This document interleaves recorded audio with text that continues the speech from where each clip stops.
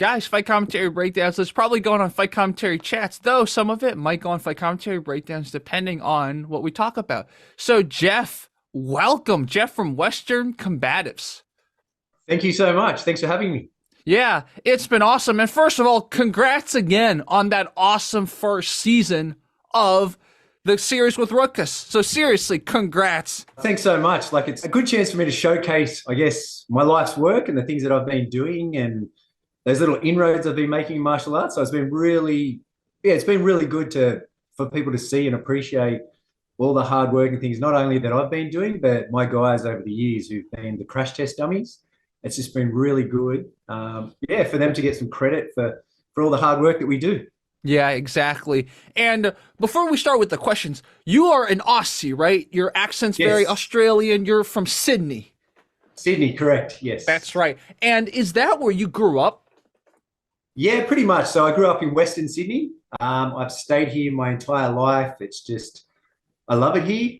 Um, and it's has a reputation of being a little bit of a rough sort of area, but not really. Not if you live here and you know people and you know the whereabouts. It's actually a pretty nice place, and it's the thing I like about it the most is it's not a condensed city. There's open spaces. Like, we have this amazing river that runs through it. We have bush area and mountains and things like that. So it's really it's like really naturous, if that's a word. Like, there's a lot of nature and things like that around.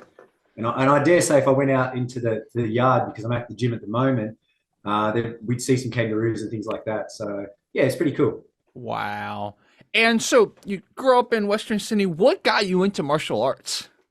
A lot of things. So the world that I came from, almost being 50, you had to fight. You had to be able to fight. It's a different world to today. So growing up in Western Sydney, as I said, it's a pretty rough area. We grew up in a rough neighbourhood initially. As well as that, I had two brothers and we used to fight all the time. I went to an all-boys school, which was a sports school. Wow. So, there's all big footballers and things like that. So you need to be able to fight to survive. And just, I guess too, having a father who was a martial arts instructor at the time, I guess it just sort of came through. Like, I use the word osmosis. It's the wrong word. I know. I think it's transfusion, but it's just being around all that just happened to, I don't know, it had an impact on me, and years later I picked it up. So, yeah. And so your dad was a Kung Fu instructor.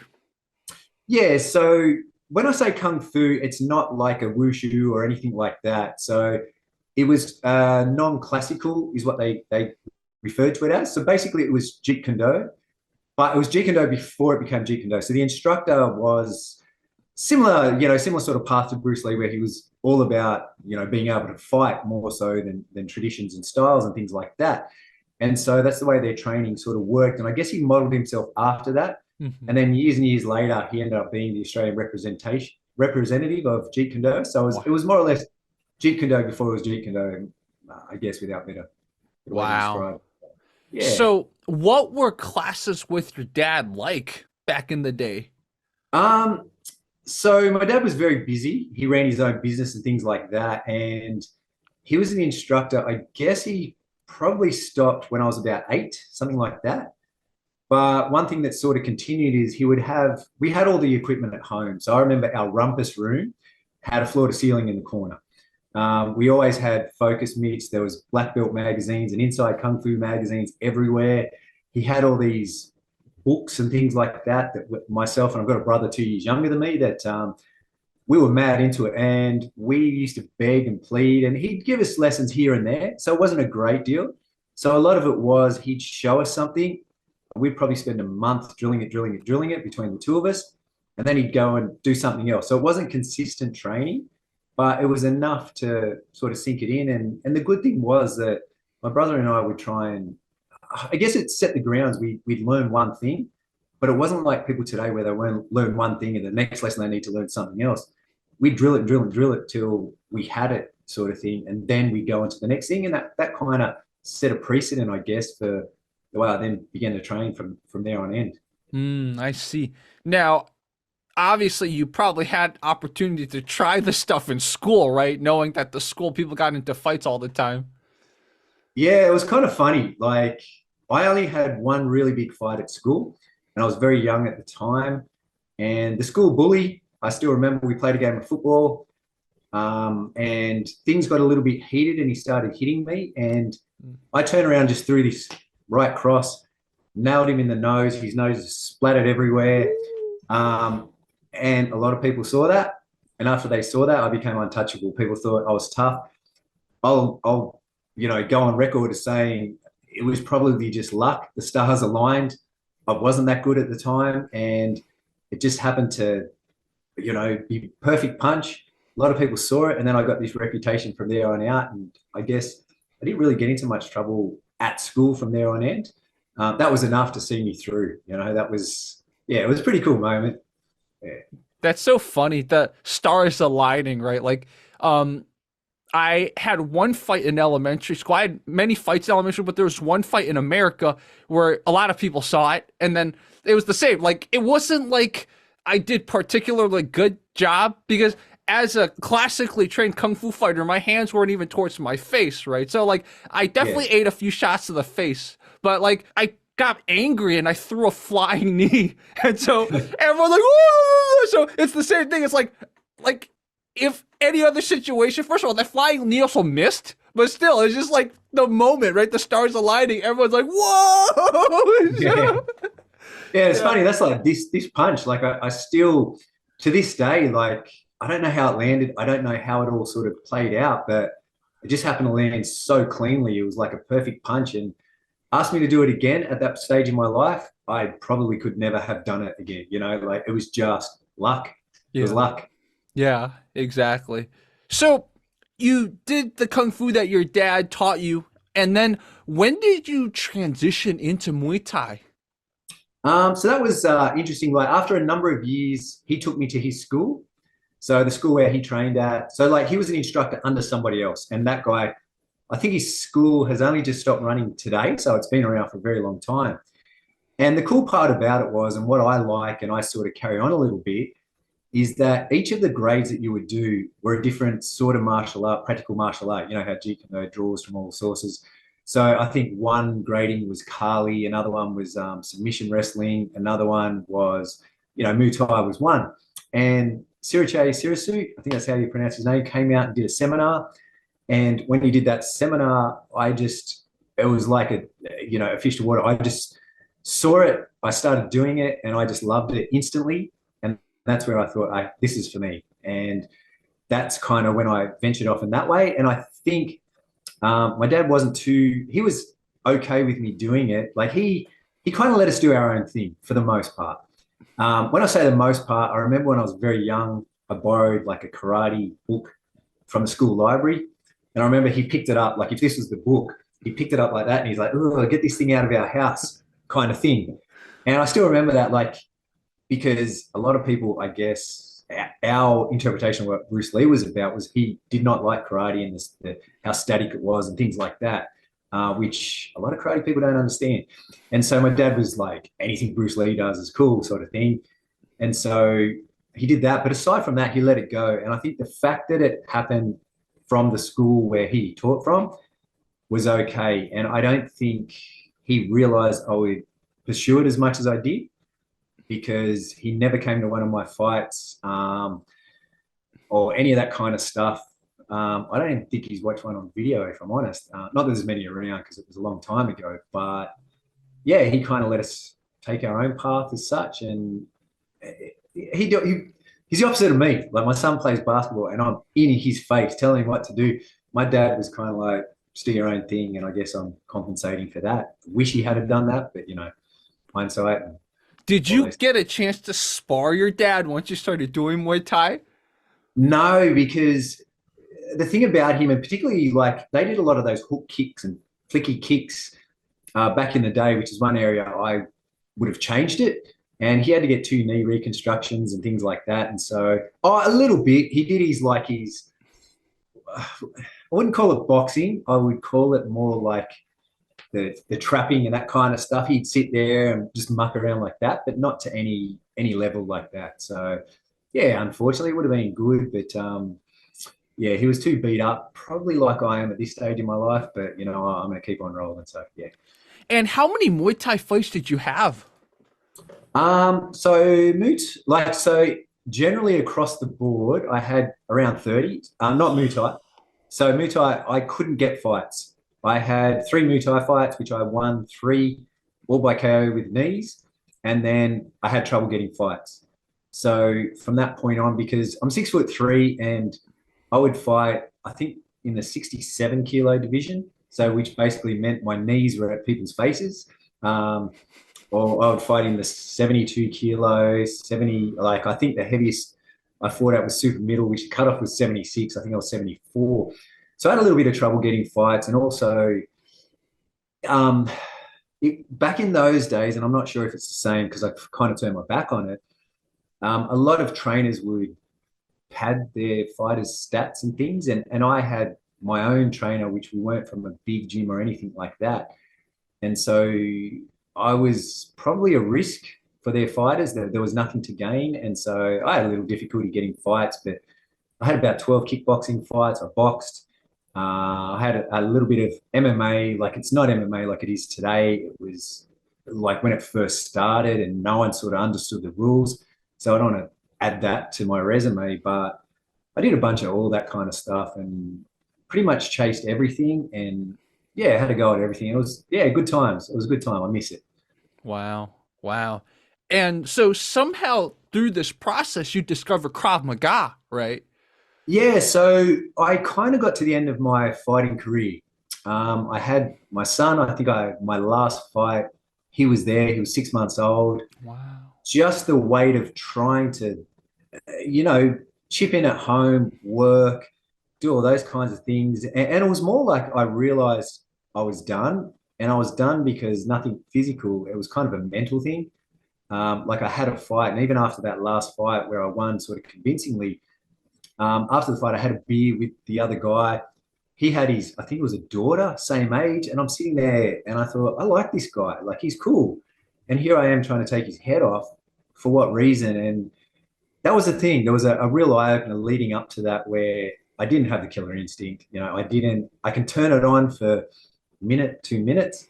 But then as the fight progressed, I'll be like, oh, I've already won this. I'll just dance around and not fight. And I realized that I don't have the killer instinct to go to the next level.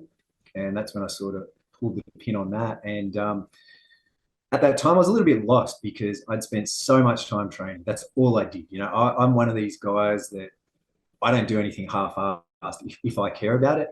So my whole life was comprised of watching fight videos when I'm sitting there, studying, reading, in the gym, constantly working on things. And I thought, wow, what do I do now? Like I've got nothing. And I started teaching self-defense at the gym. And I remember I was holding the pads for this lady. It was a women's course, and they were doing roundhouse kicks. And I kind of dropped the pad as she's going to kick, and she kicked me full force as hard as she could, sort of in the ribs, and it didn't hurt. And I was like, this is ineffective. What I'm teaching her right now will not help her because here I am, not in a state of, I guess, adrenaline. I'm just standing here, and I wore a kick off her, and it was like, that did nothing. And I thought, yeah, like it's a bit wrong. So I started to do some research, and I looked online and things like that, and I stumbled across Krav Maga, and as advertised, it looked pretty cool. If you believe the hype, it looks like wow, it answers a lot of problems, solves a lot of issues. And so I went back, and it was either go back to Jeet Kune Do or Krav Maga. And my first one was like, I Jeet Kune Do, like I can utilize a lot of my skills in there. I'll go back and have a look. And I didn't go back to where my dad taught. I went back to another place that was local, and they did all that trapping and all that kind of thing. And within 5 minutes, I knew it wasn't for me because having boxed before, to sit there and not only block a punch and then fire back, but to block it not once, but twice, then throw it back. I'm like, no, that's not realistic. It's hard enough to block it once, let alone twice, put a hand on it. So then it just so happened that one of the first guys, or if not the first guy to bring Krav Maga to Australia, lives about 10 minutes from my house. And he taught in the middle of Sydney, which was an hour drive, but I contacted him, we had a chat. And then I started training one-on-ones with him at his house, 3 times a week for a number of years and things like that. And it all sort of went from there. So that's how I made the jump. And the main reason was so that when I taught these women that I had something that I actually believed in a little bit more. And that was the main reason I did the jump. And it kind of opened my eyes a lot. I also, at that time, stumbled across Rich Dimitri's Shredder. So I saw some videos and things like that, what he taught. And I was like, this makes sense. And so that's kind of how I got into it. It all sort of went from there. And it was to be better at what I did, be a better coach as such. Yeah. Yeah, so many great can of worms you opened up, and I'm so glad you're talking about this. The importance of that turning it on, right? Like you said, not everyone can do it, even in a real life situation. And even in the test that we'll talk about later with the Rokas event one, we saw that because the fight or flight or freeze or beg, it's not just fight or flight. And not all of us can just automatically be like that. Like I had very similar cases like that fight I told you about in 5th grade where I threw a flying knee and I threw an elbow. The reason I got to that point was I got hit so much in the face. Like I probably got hit in the face 3 times hard, and that turned it on. I was finally fighting. Before I was dancing around him, landing kicks, being cool, and like I was winning, but I wasn't hurting him. I was just winning the fight, showing I had more skill. And finally, it took a few punches to the face, and it's always been like that. Like I have to get hit first. And it's not good. You don't want to just be like that, right? I had an incident in Capoeira when I first started. Actually, it was like maybe like 6 months into it. At that point, I still had the sparring training from Muay Thai, kickboxing, boxing. So I still was on, right? So this guy kicked me, which he's not supposed to in Roda. In Roda, it's a dance. You're not supposed to actually kick that. He kicked me, and I gave this smile. I'm like, so you want to actually go at it? And then I sort of dropped him. And the problem is, it was a very similar experience to what you had during your last fight. After I dropped him, I turned and I noticed his 2 kids were watching. And I was like, F-U-C-K. And I lost that day. I lost my fighting spirit. I couldn't do it anymore. Like afterwards in Capoeira, someone hit me, I'll just let it go. I couldn't do that anymore. I literally, like, that incident changed me. And like I made a guy fall on his butt, like on the wood in front of his 2 kids. And I feel like that's very similar to what you had. Your last fight, you beat the guy, and then you had to spend time with him and his kids later. And you're like, what? So, lots of discussion topics, but the key is there's something about that killer instinct, that self-defense instinct, that hiding instinct, whatever. All these instincts you have, it takes training. And the case of that woman, she kicked you as hard as she can, but like, if she got attacked, maybe she can't even kick as hard as she can. And even if she did, she's doing no damage, right? That's what you were realizing. Yeah, it's one of the tough things to do. And that's one of the big differences. And I kind of think it did show out a little bit in the self-defense challenge, if I'm honest, because the problem with season 1 was they were friends. And I find it hard to hit my friends. Like if we're in a sparring context, mucking around, but to actually go full force and try and hurt them is really tough. And that's what I noticed, like the guys had trouble with that. And the other thing that sort of stands out to me is when they were saying about, I think it was Ramsey, it might have been Mike, when it said about 70%. So they said, 70% is 100%, but it's not, because 100% is emotionally charged. There's all those other things involved. So that's why they got tired in those short rounds, is because they're used to coasting at 70%, and to flick that switch is kind of tough. Like Matt does it really well. Matt, he was spot on with that. Like he always has been. Matt can just bang, and he's changes who he is like instantly, and that's cool. But not everyone can do that. And under the heat of that pressure, the thing that a lot of people do is not necessarily freeze, but there's a lot going on that you have to process. And trying to process it whilst under pressure is really, really difficult. And I always draw back to, and I hate being an armchair critic and an armchair quarterback or whatever people call it. There was a terrorist attack in Great Britain a few years ago where there were some guys with some knives, and they went at some people that were approximately 30, 40, 50 meters away with these big knives showing they're walking at these people. Now, you would think, you would see that and go, oh, time to go. But these people were in denial, just looking at it going, what is going on here? Till the guy actually walked right up to them and stabbed them and killed them, unfortunately.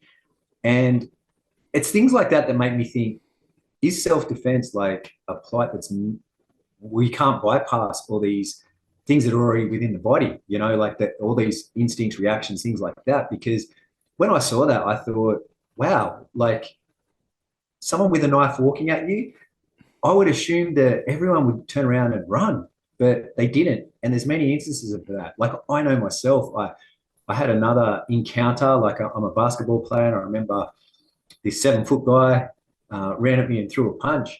And we're arguing, you know, back and forth. And I'm sort of, you know, I don't hold back in those situations when it comes to these little verbal things.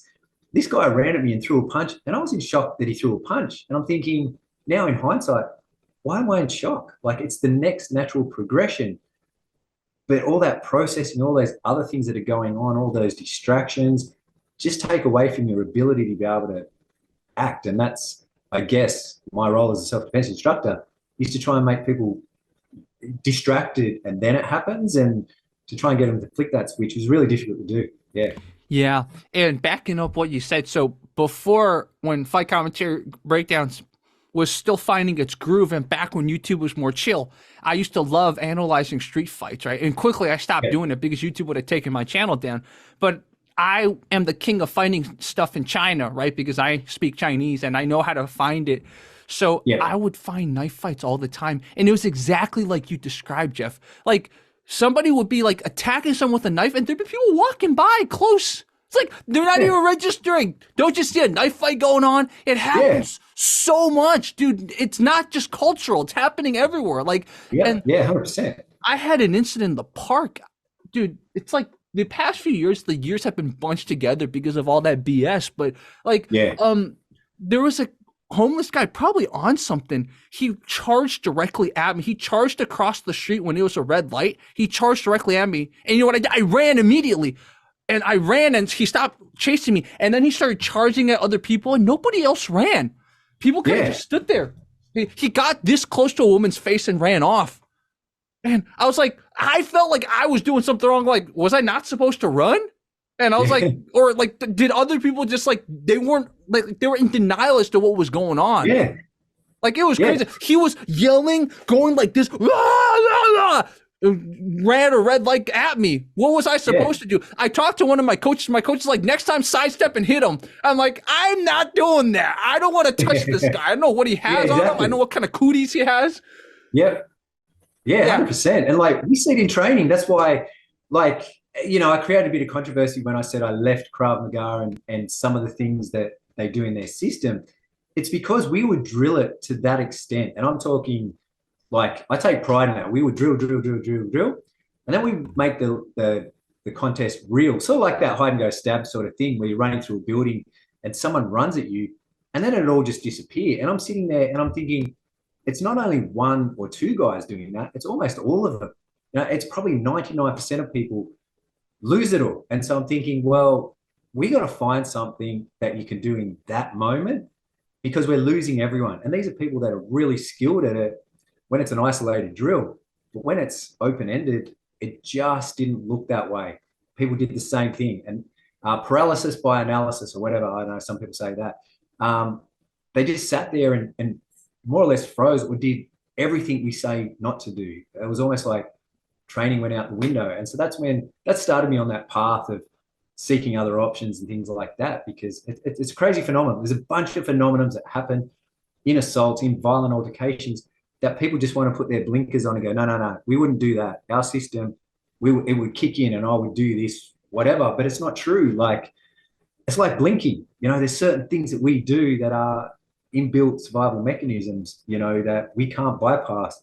And so instead of ignoring them, we need to encompass them in our training. And that's more or less the path that, you know, I've tried to take, is to you know, base it on that and things that you can do in those moments, you know, not trying to fit a square peg in a round hole as such, you know? Yeah. And so let's talk more about when you left Krav Maga. Was it something that kind of happened due to one incident, or was it kind of like you were thinking about it for a while once you realized, okay, this was just not the answer either? Yeah, like, and I want to backtrack a little bit on that and say that Krav Maga isn't as bad as people say. As bad as I probably said before, because in the say the circle drill in the self defense challenge, most Krav Maga guys would kill that challenge. They do it quite easily. But what I found, and it's not a knock on Krav Maga, it's just a knock on human nature, more so, that it doesn't matter what art form you do, there are certain things that happen in a fight. So with Krav Maga, that was one. Like if the drills were closed drills where, okay, now we're practicing the ice pick knife defense, people would do it and look like $1,000,000. But then when we'd go, okay, now you can swap hands, now you can change the way you stab and that kind of thing, the success rate would drop. And then when we made it real, like there was one instance where it really stuck out to me where I had everyone, one of the gyms we had was at a basketball stadium. I had everyone standing at a court and just for something to do, I made some people run in with fake knives, screaming and run at this crowd of people just to see what they would do. Everyone's just stumbling and falling over the seats and running away. And then that was one of the other moments. I was like, where did all the training go? And then just the training that I did, some of the footwork and concepts and things, like if I was to define my superpower in fighting, I'm very well coordinated. So I can play any sports, juggle, whatever. I'm super coordinated. I'm ambidextrous. So I'm quite good at getting feet in the right position and that kind of thing. And then I thought, well, if it took a time for me to get these crossover steps and various things working, other people won't have a chance. And that started that way of thinking. Some of the pistol disarms and things, I encourage the attacker or the person that's doing them to be problematic and just to try and find holes in it as opposed to trying to prove that it worked. And in the end, like our Krav Maga system, it'd be like, that doesn't work, that doesn't work. Their ground defense was tiny, that doesn't work. And then it slowly dropped down and just the simultaneous hit and strike, which everyone's controversial about, like people are like, oh, that works, you're just not good at it. Why don't we see it in boxing that often? We do see it sometimes. Why don't we see it in MMA? Because that's your testing ground for all that stuff. People, you see it happening. And if it was effective, you're not telling me someone would have not have picked it up. They would have picked it up and started utilizing it. So there are a bunch of things like that where we found that, oh, that didn't work as well. That didn't work as well. And I mean, the syllabus is the same. We still cover the same things like multiple attackers and knife defense and all those kinds of things. Just what makes it up is a little bit different. And we had some other, I incorporated a lot of the wrestling that I've done into it, a lot of the kickboxing, the Thai. We had some people come out that sort of influenced it in some ways and just trial and error. I've got a great group of guys who come in here and man, I watch them train and I just sit there and it hurts me to watch them. Like it makes me tired. It makes me, seeing how hard they go at each other and just that experimentation has just taken us from, here to here. And that's why, I don't try and take full credit. It was just my team. They've just been awesome. I've just been blessed that I've had so many great guys walk through the door and stick around. And yeah, it's been a good process. So in this process of kind of fusing everything you learned, turning it into Western Combatives, it sounded like it was kind of like a multi-year, multi-team, like a lot of people together, many years kind of, and it's still a work in progress because, everything's evolving. So it's been a hard kind of like awesome little collection of encyclopedia that you're fusing together. Yeah, pretty much. And the other thing that's different about it is Krav Maga and most other martial arts. It's one size fits all. So you go to a karate dojo or whatever you call it, there'll be a master up the front. Everyone copies their moves. What I like is boxing, where you would have Tyson Fury fights very differently to, say, Mike Tyson, but they're still boxers. But they adapt that style to suit their own strengths, weaknesses, whatever. And that's what we sort of do. Like I always tell people, it's like a choose your own adventure book. I don't know if you remember those, like I'm showing my age here, where we give people 2/3 of the story and that last little bit they find based on their own physical attributes, what they like to do, what they can't do. And so most people here, you won't find two fighters that fight the same. It's like boxing. It's generally the same, but it branches off based on all those things. And yeah, it's just been good. Like it's organic. I hate to use that word. It's a cool word, but it's ever changing and it always will change. And like the way I personally do it now has changed as well, based on my circumstances, the fact that I'm getting older.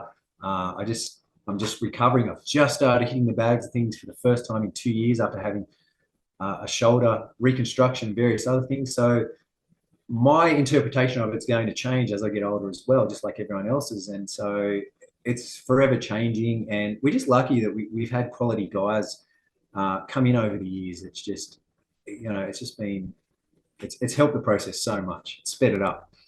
And do you guys find this team and find students, etc., through word of mouth, or is it kind of both? Much. Mm-hmm. It's pretty much like, and even to this point in time, I've kind of, I've got a few government contracts that I work on that basically pay for the gym, and I'm not keen on allowing new people in. And I know that sounds bad, just because if you have an open door, you get some people in that ruin the whole dynamic of the group. So we're very selective on who we let in and things like that. And there's been some people over the years who we shouldn't have let in, who have like scared people off or done some stupid things. And now as I get older, it's not a case of, oh, come in, I need everyone's money to pay for the place. Now it's like, you know what, we can afford to be a little bit picky. And so it is generally word of mouth. I generally get someone to vouch for someone to bring them in. And I guess now after the self-defense challenge, it's kind of changed a little bit too, in that it brought everyone sort of closer together. And we're sort of training for season 2, to get everyone a little bit better in certain things. And it's kind of cool. Like if a new person comes, like a beginner, and we have these guys that are going sort of fairly hard and they come in, then that changes what we can do that particular night. So yeah, like, don't get me wrong, we're still open. We have days where people can come in and, that kind of thing, but we don't need it as much. And we're kind of less, what's the word? Less open to the public, I guess. Yeah. And, I know why you had to really explain that, because a lot of McDojos will be like, yeah, we're selective. But that's not what you guys, the reason you're selective, right? Like you guys, and at the end of the day, there has to be not just a safe environment, but also an environment that everyone can grow in, right? That's the key. That's what you're trying to select for. And I have 2 quick stories to back what you said. One of my kickboxing coaches, he has a really good friend who would just join our classes, and that dude never could control his sparring. Yeah. So it made me not want to train anymore, because every time, even if I tell him soft, the punch would land too hard. Why do I want to? I'm not getting taught anything. I know what it's like to get hit in the face. So you're not teaching me. You just teach me it hurts. That's the perfect example. So if you have someone like that in classes, new people will never want to come back.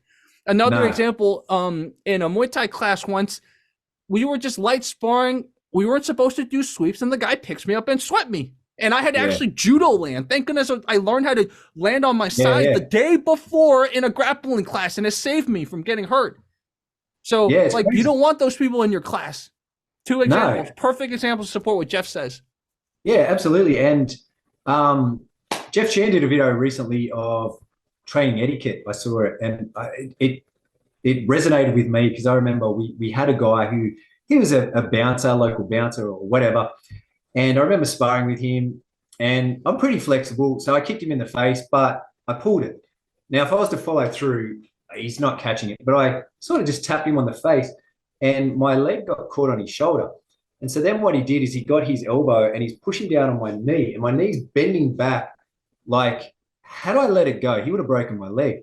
So I'm sitting there, fisting him in his face as hard as I could to make him drop and to stop. And luckily he did, because that little bit of stupidity, he would have broken my leg for nothing. And because I pulled that kick, had I followed through, he wouldn't have caught it, and just that gym etiquette. And the thing too, what we do is, some people going, the self-defense challenge, that's dangerous, that's not safe. If you have a good group of people who know what's appropriate, what's not, who have that etiquette, you can take that training to a higher level. We've had people over the years that, they'll hit someone real hard in the back of the neck, and then it escalates and stuff like that. And it's like, well, we still do that, but our hits on the back of the head are like that. And it's just to go, hey, I'm hitting you here, do something. You know, we just basically touch them. And all the group that we've got, they know that. So no one's getting hurt, but we're training at this high level of intensity. And that's what you want it to be, really. And adding other people into that is tough. It's kind of tough. And also, like, I've got uncertainty about the future of this gym. They're developing this whole area. They're demolishing all the buildings and things. So I kind of don't want to build it back up again for the end of the year. Then it's knocked back down. So I just, yeah, right now, the focus is these guys, getting them ready for next season, because we got some pretty tough people coming out, you know, some pretty good fighters, and just keeping it as is for now, and then see what happens at the end of the year. You know, if I always like listen to the universe, and the universe, if it wants me to continue, it'll find me a place, it'll do something. And all through COVID and various other things, it's done that. So right now I'm just floating, and we'll see what happens. But I'm happy to keep it small for the moment. Yeah. Yeah. And this is the perfect segue. So let's talk about season one, Ultimate Self-Defense Championship. So how did you and Rokas get in touch? So he interviewed Matt. So Matt trained with us, since he was 15. And then I think Ramsey might have interviewed him first from memory. And then from that, Rokas interviewed him, because Matt had his own channel, Reality Check Self-Defense, which I thought was great. Like, I thought, you know, he did this one video where people say, you know, you just punch the knife out of someone's hands. He went to this university open day where they had their various martial arts going, and he asked them a one by one, punch him in the arm to, you know, or whatever, to try and see if it would work. And so he did it really, really well. And then, so Matt kind of chases things, like something else in his life went off. So he followed that, and he sort of stopped doing it. He stopped training now because he's had to grow up. You know, he's got a fiance now. He's got a full-time job. Before he was studying and things. And so he hasn't been in for a little while. But after that, Matt was talking to Rokas about the kind of training that we do here. And Rokas was like, oh, do you mind if I reach out to him? And then the rest is kind of history. And Rokas and I have a lot in common. I had that same haircut Rokas had, you know, that ponytail. Mine was more trying to look like Steven Seagal, which I guess at keto it's the same.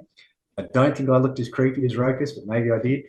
But we had a lot in common. We're both easygoing. We're both, I don't want to say non-egotistical or that kind of thing. We're both sort of, we had a lot in common, and we hit it off. And yeah, we started to speak from time to time and things like that. And I guess the rest is kind of history.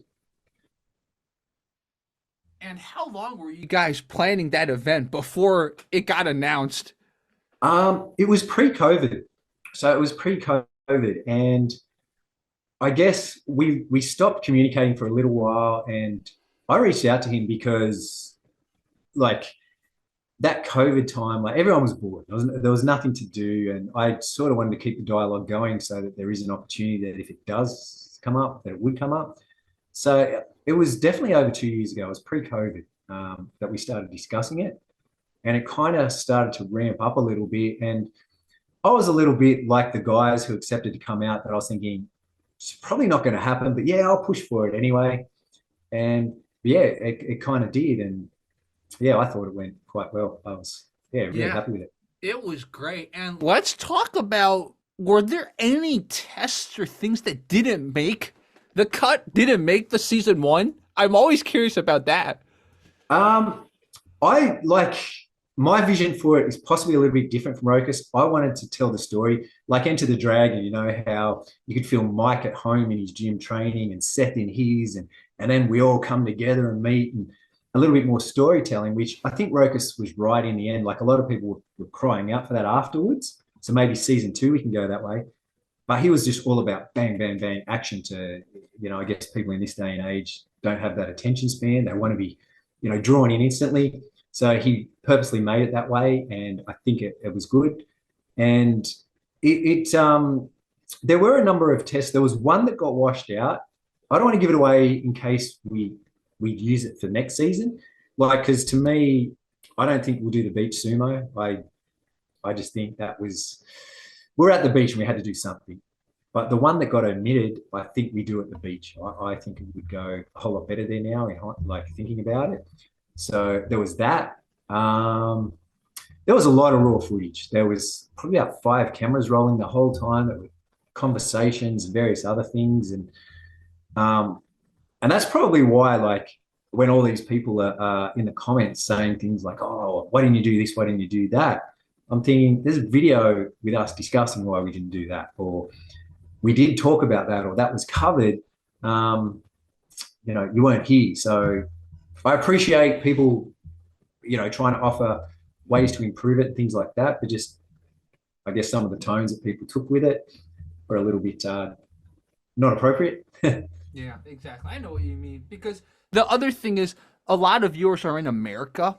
And so sometimes their paradigms are a little different, right? The one that Yeah, really I love, the one where they had to hide and then escape from the knife people. yeah, A lot of the American viewers are like, who attacks with knives? I'm like, that's because you guys haven't been outside of America. It happens all yeah, the time in countries yeah, that ban guns. That's why they had those tests. It's yeah, and it's a that's why we had no limited firearms. perspective. Like when I saw people say that, I'm like, that's because you guys live in America. Yeah, and that's why we didn't have any firearms, because I'm not saying it's not an issue here, but it's far less of an issue. Like with our gun laws, like people who get shot over here are generally associating with people that they shouldn't. Is probably the best way to think about it. It's rarely random when firearms are involved. So that's why we didn't have that aspect of it. And also that hide and go stab, the thing that sort of annoyed me the most is like people were like, how is this happening? What is happening? It's a game. It's a game to test some attributes. Don't read into it too much. We don't have to sit there and set the scene for absolutely everything we do. Like, let's just enjoy it for what it is. That all came about like from that drill where I had someone run into the crowd and everyone scattered. Um, for that very reason, it's a drill. And then people are going, oh, you shouldn't have someone outside. Why don't I have to run to a tree? It was like, well, the original thought was they had to run back to the bus and get on the bus. But then I thought, well, the bus is parked on the road, there's concrete, so much more could go wrong than a tree, which is grass. If you fall there like Seth did, less chance of getting injured. So people are just reading into it too much, going, oh, what's this magic tree? Why do I have to run to it? It's a game. People are so literal in a lot of things, and just let it go, play the game, have fun, and look at the bigger picture, or look at the lesson that's trying to be learned rather than the actual competition aspect. Yeah. And what about that zombie one? Tell me about who came up with that, or was that just kind of random? Well, no, that was I did it a long time ago. So going back to, geez, when was it? 10 years ago. I had a gym that was at a basketball stadium, and I remember I got in really well with the cleaners and the security staff. So my little gym at the front, I could then get into the whole big premises, which had like 6 basketball courts and rooms and offices and things like that, and a really good outdoor bit. And being a fan of that genre of movie, I was like, hey, why don't we do this? And so I stumbled across those masks, which are paintball masks, and they fit perfectly over our headgear. And so we tried it out once, and I remember it was awesome. Like, I really enjoyed it. I thought it was great. And we only did it once or twice, but the first time I saw that where we could improve upon it. And then I always thought that this place that we're at now would be perfect, because the building it took place in is 4 stories, and you kind of get an idea. There's far more rooms and levels and things like that than what we actually saw. And it's pretty freaky. Like, the first thing I did when I moved in this place was I cancelled all classes, and myself and one of the other instructors, we'd sit there and go, oh, yeah, no one's here. Let's lock the doors, and we'd go exploring. And as we'd go exploring at night, we'd both be a little bit scared. We'll be honest. We'd be sitting there, and I'd be thinking about The Grudge. I'd look at this room, and I'd be like, this looks like somewhere where something could happen. And as we're walking through, it almost looked zombie apocalypse, because what happened in this building is funding was cut by the government. So everyone just walked and left everything there. So it was a TV studio. All the equipment, everything's still lying around. The computers are still on the desks and things like that. It's almost what you would expect, like a deserted building that people just died. And I must admit, we were walking around expecting to find dead bodies and whatnot. And from there, we're just like, this is the perfect place for it. And we just thought, hey, let's do it. Like, this is a really good drill. It's fun. It's not. Is it related to self-defense? I don't know. I'm sure you could draw some parallels, but it's just a lot of fun. And it's what I liked about it was right at the start, when all the zombies ran out of the room, Jeff's face, like, he was legitimately like concerned. I won't say he was scared. He was concerned. He ran like you did with the homeless guy. Jeff ran. If you watch the video at the start, he runs away. You know, he shapes up, then he runs. And I'm like, that's what we're trying to get at. And so it's really cool. It's a really cool event. And you know, we've got maybe this type of training attracts a lot of comic book nerds because we had a bunch of guys going, why don't we do it this way? Why don't we do this, that, and the other? And we've got plenty of areas to take it. You know, we basically did that with things that we had lying around the gym. With the way crowdfunding or whatever it's called is going, we can now buy some things that will add to it. And so sky's the limit with everything, really, I guess. Here's a funny question I thought about. Who did you think was going to win? When everyone showed up, you had everyone to go. Did you like secretly in your back of your head be like, I think this guy's going to, or I think this guy's going to win? If someone held a gun to me and said, choose a winner, I would have said Jeff, only because professional fighter, whereas the other guys, they're not training to the same level of intensity and things like that as Jeff. But having said that, I know that when it becomes self-defense more so than combat sports, and this is something I've got to be careful about how I say, that drops a little bit based on a number of factors. Like the separate, like if they were sparring, bang, is Jeff's up here and the rest are here.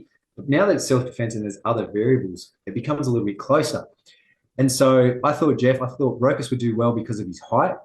I thought he would do well on the bus because if he's punching over the seats, other people won't be able to reach him and things like that. As soon as Seth told me he was a D2 footballer, I was like, straight away, you're going to do well.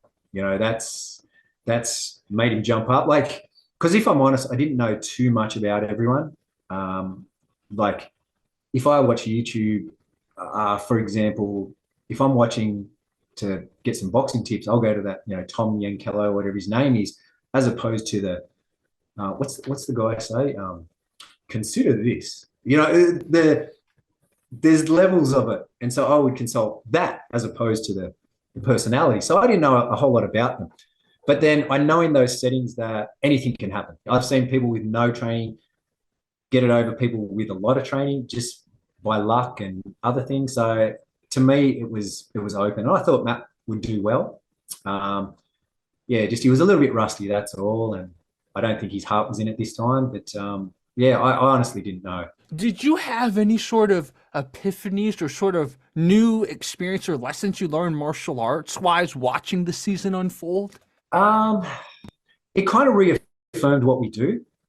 It reaffirmed that wrestling is very important as well.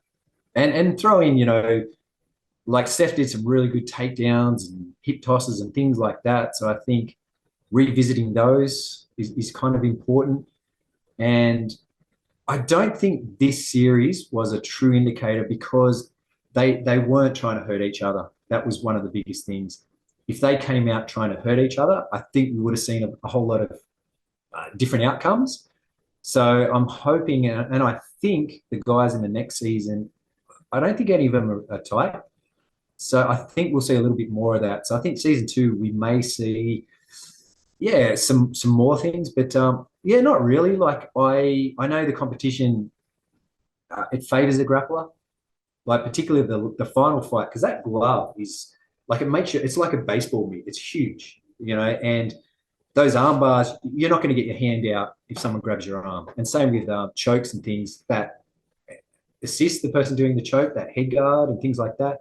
So there was nothing that sort of jumped out to me, but the fact that my guys who are hobbyists, some of them were only training 1 day a week, did quite well against these guys that train a lot. So that was cool. I really like that part of it. Yeah, and size matters, right? That's one of the biggest lessons. I mean, your guys were so big, so like that in itself, and seeing, you know, Seth and like you said, Rokas and Jeff, they were big. Like it really shows how much size matters. As much as I love taking jabs at jiu-jitsu guys, like, yeah, our jiu-jitsu, you know, it's always the small person against the big person. It's like, no, size matters a lot. Yeah, absolutely. And that's where, like, I used to have this thing that if someone comes to me and they're, say, 90 kilos and they're athletic, they should skip the first so many belts if you had a grading system, because straight away they're at a massive, their ceiling's a lot higher. And I've always said, like, if a football team came in, they're already above most people. You know, if I take the local football team to the local karate school, the football team's going to wipe the floor with them.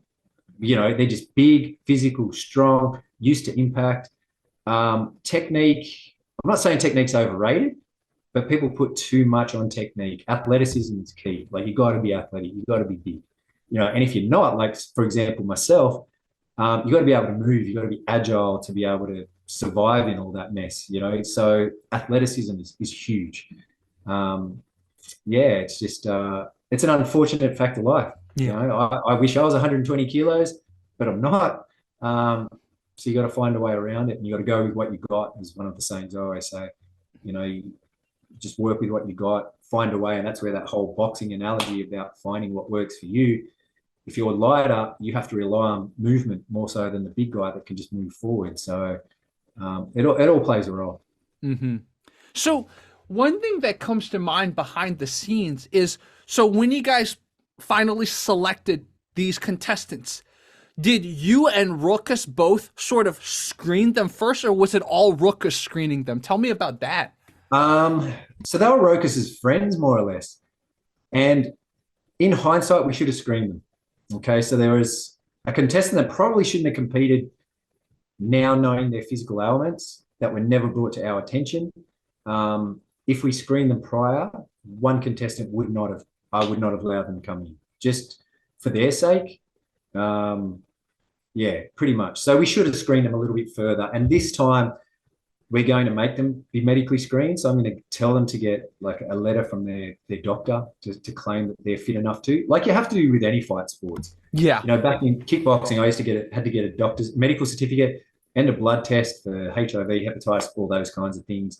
We're probably not going to go that far, because with all the protective gear, there's no real chance of blood being shared as such. But in terms of all the other things, then yeah, absolutely, because that's what I do. My other job, you know, I certify personal trainers, and one of the units that I teach is called screening. And if we don't screen properly and someone has a heart attack, that's on us. So to help with that liability and the risk and all that kind of thing, it's a must. I just, you know, you see these people online and the persona that they create, you kind of believe it when you probably shouldn't. And so that's one big thing, one big takeaway I had from season one. Yeah. In general, that's a very good event organizing / martial artist lesson. It's like everyone that comes, that even if there's a slight chance of injury, just have them get a doctor's note. That's a really good lesson. There were some kind of controversy. Are you cool with all the contestants now? Like all the contestants from season one, or is there still some tension? So I know you're referring to Ramsey and the videos that I put out. And the thing that annoyed me most about all this is there were people saying, oh, that I'm salty about, you know, Ramsey saying that this could have made it better. But there's massive inconsistencies about almost everything he said, and we've got video evidence to prove it. I explained the rules thoroughly, to the point where it was boring. One of my instructors he said to me, he goes, you explain rules of things too much. Like, he goes, explain it once, he goes, you know, and so I'm not sure where the information and the things that he said came from. You know, I really don't know, and I can guess what his motivation is, but yeah, it was a slight on my professionalism. I've been doing this a long time. I put thousands of people through these drills, well, probably 1,000 thereabouts. I explained it thoroughly. You know, no rules were changed. Nothing was changed prior. Everything was set in stone. And some of the other thing that caused a bit of controversy was the scoring. It was just like, well, this is the way it is. Like, you know, people were going, oh, it's 1 point for a win on the bus. That's not fair. You should get a point, you know, half a point. But I'm like, if they're given 1 point, there's no wiggle room for a draw. It's 1 point win, nothing for the rest kind of thing. But after all said and done, you know, I've got no drama with anyone. I was a bit disappointed because of the slight on my professionalism and also the slight on the sponsors. But personal accountability needs to sink in. You know, you need to be personally accountable for it and own what happened. That's all I'm going to say. I have no beef with any of them. In fact, I got along really well with most of them. They're all really cool people. But one thing I've learned is now that there's no, I don't want to say pity points. It's going to be point blank. You know, like I felt responsible when Jeff got stabbed in the knife one where he let go of the knife because I'm saying you got to do something. And so he let go of the knife. So that was kind of like I caused that to happen. But the discussion about self-defense, like you can't sit there and hold someone on the ground for 30 minutes. Like they'll eventually get free. And that's probably the next video I'll do is get people to try and hold someone there and show what actually happens. It's not enough to sit there and hold someone. You got to have a resolution. And, you know, people argue, like, I know some people in the fight, the poop man, they're going, oh, I really wanted to help those people out. You're not helping them, help yourself. Like if someone is covered in their own excrement, can you help them in that moment? No, you can't. Like they're beyond your help. Unless you're a psychiatrist or something like that, get out of there. So sorry, I'm going off on tangents. So to bring it back, there's no beef whatsoever with anyone. I was just a little bit disappointed as well. Yeah, it's very good to get you clarifying this. The other clarifying question I had was, so all the contestants, did they have a booklet of the rules in addition to like an electronic copy, or was it more they heard it vocally from you multiple times? And that's a thing, yeah, that's a good sort of recommendation. So basically, so if that was me, right? If someone called up and said, you know, you're coming to Germany to compete in this thing, this guy's running it, I would go watch their videos because they could have worked out what we're going to do by just going through my YouTube channel, and it's all there, what I put my guys through, and you can get an understanding. So we explained it. So for all the events, I explained it. And then when people came in individually, I explained it again. But the thing about rules and things like that is it takes away from the spontaneity. So if I go into the, say, for example, the cinema scenario and say, don't fight, well, then it takes away that spontaneity where if a fight started, like, you know, so they had to go in not knowing everything, more or less. And I think I gave them enough to know how to do it. And same with on the bus. Like by the time the person who had issue with the rules came about, he already sat and watched 3 fights. Like, what more do you need? You know what I mean? Like, it's yeah. And I guess now that people have seen it, they'll have more of an understanding. And I'll explain it even more thoroughly. And you know, I was a school teacher for a long time. And I always joke about, you know, over here, I don't know if they do it over here where the primary school teachers do that clapping thing. They go, and all the kids copy it. Do I need to do that prior? I just assume not. You know what I mean? But maybe I do. Maybe I do need to explain it more thoroughly, you know. Yeah, even in jiu-jitsu gyms, they go, okay, break, you know, they do that, right? So maybe there's a reason even in adult gyms they do that. Yeah. And like at school, you used to go 1, 2, 3, and the kids will all go, look at me, you know, so that'll get their attention, you know. But maybe I need to clarify that and just, I gave people a chance to ask questions for the age group and for the level that they were at. I thought that was more than sufficient, personally. Yeah. Yeah, and like you said, hopefully we'll have 10 seasons, 20 seasons, right? Every season people know a bit more. So hopefully the rules thing, whatever the case is, it'll be less and less of an issue that causes people controversy. Yeah, like, and I know I shouldn't have done it, but I'm reading comments and I'm responding, and it's like, what's it matter? Like, I've gone through this. I've gone through this before. I should know better, where I've had people criticize, you know, I had this karate guy criticized, and then I back and forth, he and I went for hours this one night. And then I clicked on his page and I was like, why am I arguing with this guy? He has no idea. And the stuff that he's doing, like, and then I just shut it down. And I was like, I've seen what you do, mate. Like, you don't have a voice.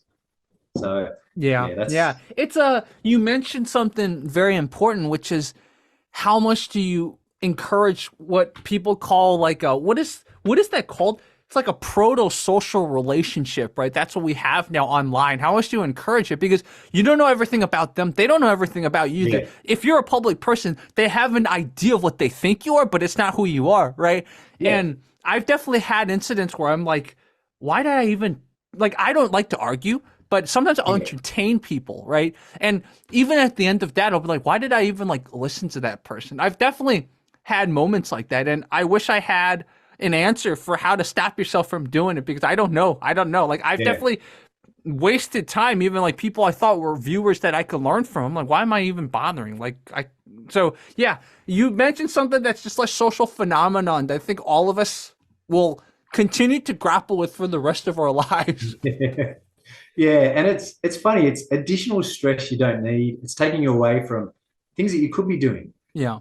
Now, I was always about like in the past, people would comment, and I'd just go train. I wouldn't respond, and I'd just be thinking, well, I'm training. I'm getting better. You can sit here on the computer, like I'm improving, and you're not. And it's funny too, like one that caused controversy was Matt's in the hide and go stab, where he's doing his kicks from the top. And people are like, oh, he should have got points. He should have got points. But what they don't know, like one guy I said, oh, have you been there? Have you? You realize that the only way out of that place is back down those stairs. Perhaps he kills one person. You're not telling me the other three are waiting at the bottom of the stairs for him. You're not there. Same with the fight. I think it was Mike and Jeff that I still to this day say it was a draw. I'm standing there. They're falling at my feet. I heard how hard Jeff's head hit the wall. That was the biggest shot of that entire fight. And had he not had that helmet on, like, I don't know what the outcome would be. But I'm right there, and this guy's eating his packet of chips at home on his computer, going, oh, you don't know how to score. Like, who cares? Who cares? I shouldn't let it get to. Yeah. And as you're kind of explaining that, I kind of start seeing the other side as to why it does matter. Because, for example, you met Rokas online, right? I met some of my viewers that became my friends online. So sometimes you're like, maybe it'll be like that, but we all know 99.99% of the time it's not like that. No, like I don't know. There's a lot of strange people out there, that I'm not sure what their motives are, but I always tell people to be careful, and I've got thousands of friends. I don't need more. Yeah, that's a bad thing to say. So let's do a quick breakdown of Rokas. Is he really a nice guy, or is he like there's something more to him? He is like he's too nice. Like to the point where he tried so hard to make sure everyone was happy, and to the point where food was supplied and everything was supplied. And even those additional items, like I'd be at the shops and he'd go, oh, Mike needs a 6-pack of energy drinks or something like that. Can you pick them up? And to me, I'd be like, I thought food meant your basic meals. And he would buy all these additional things. We went to the zoo. He paid for them. He just, Gabby, like the two of them just did everything they could to make it worthwhile.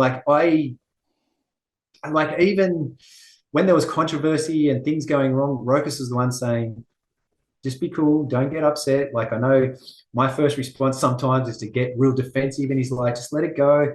Don't reply. Don't do this. Don't do, like, super nice. Like, maybe it is his Aikido and his meditative days that he's really chilled, but so chilled. He is a nice guy. I'll vouch for that. Like, yeah, a real sweetheart. I can tell. Good job. My last question about the self-defense championship is, so Rokas made some announcements. We know who's going to be in the lineup. What are some other things? If you could give one thing that hasn't been revealed yet about season 2, like, do you have anything that's kind of cool that people would be really excited to hear? The one thing I'll say is hide and go stab. What I'm going to do now is, because we've got that additional funding and also the sponsorship from SMAI, I'm going to get some things like foam shapes, foam blocks, sort of like plyometrics boxes and things like that, and various other things that I'm going to leave in the building so that they can pick them up and use them.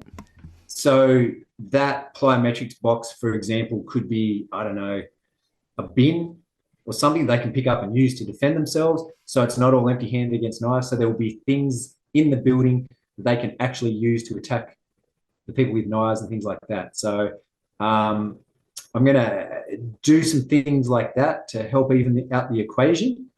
That's probably one that I'll give away because I let that slip before. Rokas was like, oh, stop talking.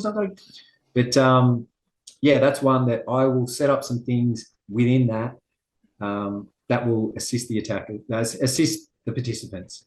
And it might add a whole other dynamic. Because let's face it, if I'm running through a building, there's people chasing me, I'm picking up chairs, I'm picking up a mop or a broom or something that can help me. So we're going to have things that can represent mops or brooms. Like I might get those padded staffs and put like a mop head at the end of it and leave it in the hall so they can pick that stuff up and it'll be evident that they can use those things as opposed to just picking up a chair where someone could get hurt. It's funny, all these drills, my guys do it with less padding, all those kinds of things. They take it to the next level. And that's one thing people are like, oh, the helmets, the attackers were invincible. I've seen people get knocked out with those helmets and things on. It hurts. That chest pad's about this thick. It stops 10%. So they're not invincible.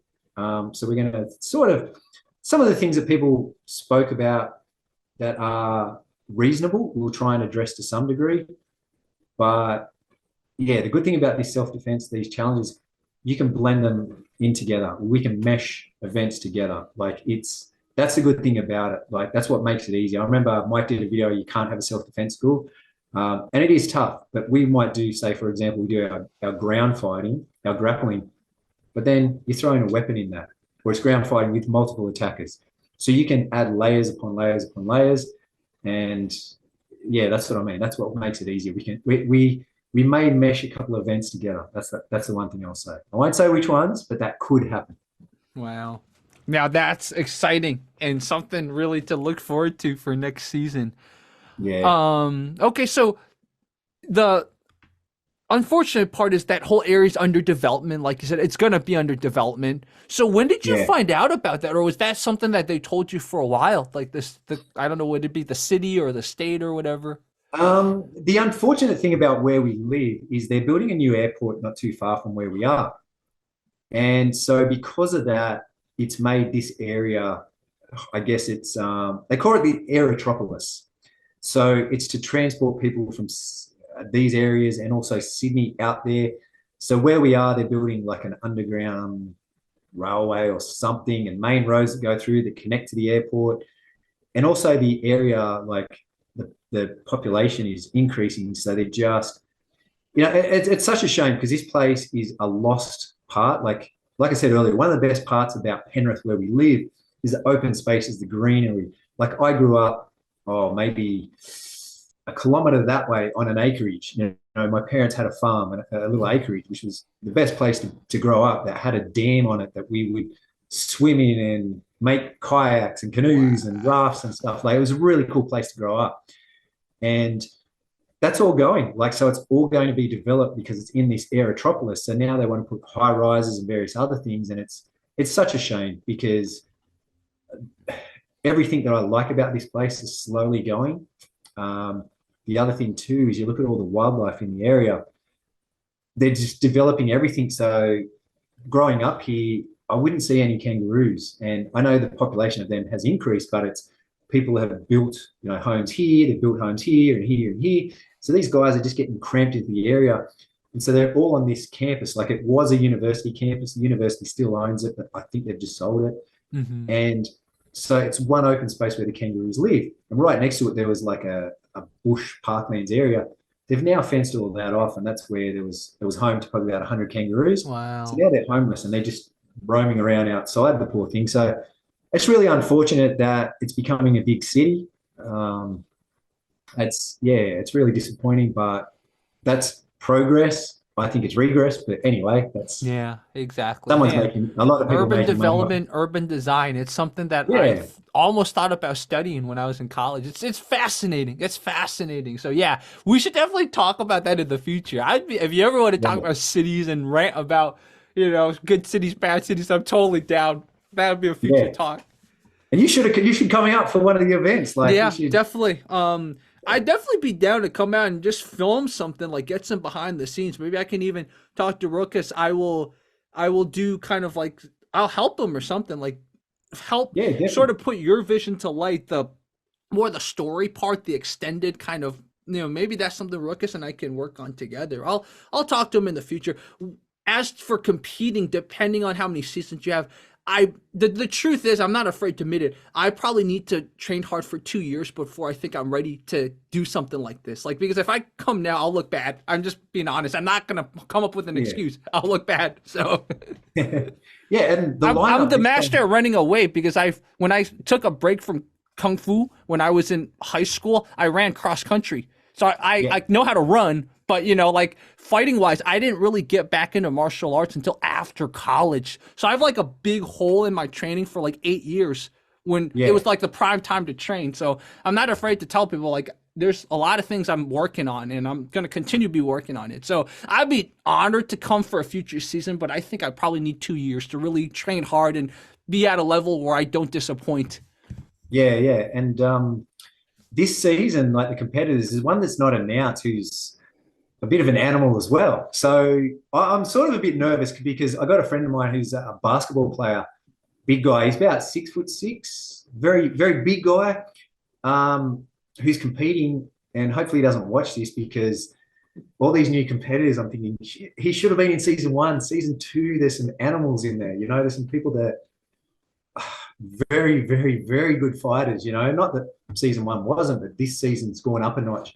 So I'm a little bit concerned for him, but he's been training here 1 day a week, and he's a fit individual, athletic, and basically the training. He's still a beginner, so by the time it comes around, like he won't be at any high level or anything like that. But he won't just get hit once and go and start, flounder. We think that would be the worst thing that could happen if one of the UFC guys like Natan Levy starts teeing off on him and he's just there. Like the Tommy Morrison fight where he's getting hit and he's up against the ropes and his head's just floundering. I want to avoid that. So we're training him 1 day a week at the moment just so that he's good to go. So, but again, anything could happen. And the events, like, we're trying to make it, I guess last time it was a lot of head-to-head. This time we want to get some more team things. I think people enjoyed that. Yeah. And yeah, we'll see how we go. Like there's a lot of ideas. I'm just on my computer all day. I'll be at work and I'll go, that's right. And I'll type it up and I've got this list of things and it's all taken shape. We pretty much, again, everything's set now. No one's going to change the rules or the things. It's all set that what's going to happen. It's pretty much decided right now. So yeah. Yeah. That's exciting. Again, I'm just so excited for the next season. And whatever happens, I'm sure there will be more seasons. I think just my prediction, there will be quite a lot of seasons. I think you guys are going to go at least 5 seasons. That's what I think. Yeah. And we've done the big rush to do this one because of the building. And I mean, if we had to do this elsewhere to hire the building, I mean, we're allowed, these are private roads, so we could drive that bus around and do what we want on them without fear of getting in trouble to some degree. Whereas we're not sure where else we could do that. Like, it's just everything's here. And the other area where this will change is with that additional money is I think we're booking like a Airbnb, a big house for people to stay at. So some will stay there. So living arrangements will be a little bit more comfortable. Not that they weren't last time. It's just that the number of competitors this time, we've got, I think, 5 bedrooms in this house. Wow. And so this time we can have 5 and 5 away, or depending on how many competitors we have. So it'll be a little bit more comfortable. And I know a couple of competitors are bringing their families, so it'll tie in well with that. So it just looks like, and if there's any additional funds left over that we can spend towards buying things that will just elevate what we do, like, there's so many areas where we can take this. There's so many ways. I just hope it would be cool if a network picked it up, but we'll see. Yeah, we'll do our best doing it on YouTube. Yeah, and the contestants bringing their families is a really cool thing, and I think that in itself, when season 2 comes out, that deserves a video. Like, I probably will look at the contestants who have their families versus the ones who don't. Because some people, they're pressure performers, right? You got people there that root for you. You're going to do better. I definitely wanted those. Like, some people, they want to be like solitaire. They don't want people to look. And so it's that's a big factor. Like, that affects your mindset. Yeah. Like, how many movies do you see? Like, I watched Creed 3 last night, and, he's on the canvas and his wife's like, get up. And so instantly he's up, ready to go. I was the opposite. Like I would have fights and I'd be winning, and my wife would be there. She'd be crying, and I'd be winning. People wouldn't be laying a glove on me, so it didn't work for me. But yeah, just it's good to and make it a holiday. Like it makes it more appealing, because the hard thing is, and what people don't understand is that people aren't doing this for the financial gain. Like they're not getting paid a lot to do it. It's more for the exposure and things like that, and also for the competition.